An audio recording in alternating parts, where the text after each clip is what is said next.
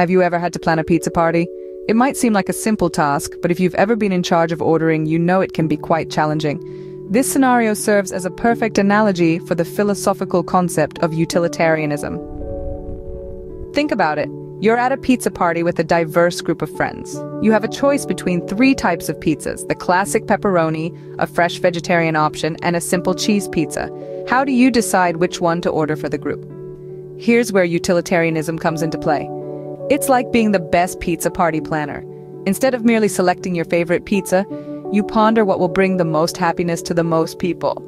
The aim is to maximize joy and minimize suffering for as many people as possible. So, if the majority of your friends favor the vegetarian pizza and only a few would choose pepperoni, the utilitarian approach suggests ordering the vegetarian option. This way, you're ensuring a greater overall happiness within the group. It's about making sure everyone enjoys the party, not just a select few. But what if there's a twist? Suppose one of your friends is severely allergic to mushrooms, a key ingredient in the vegetarian pizza. Here, even though the vegetarian option might satisfy most people, it would cause significant harm to your mushroom-allergic friend.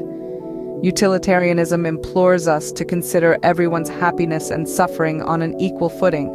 Now, let's transport this concept beyond the realm of pizza parties. Imagine being a government official tasked with deciding on a new law.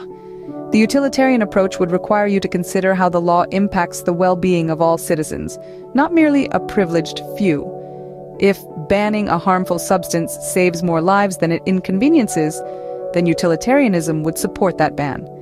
However, utilitarianism is not always a straight path. It often involves navigating trade-offs and complexities. What if the ban on a substance negatively impacts the economy, causing more suffering in the long run? Utilitarianism pushes us to balance these factors and make decisions that generate the most overall happiness.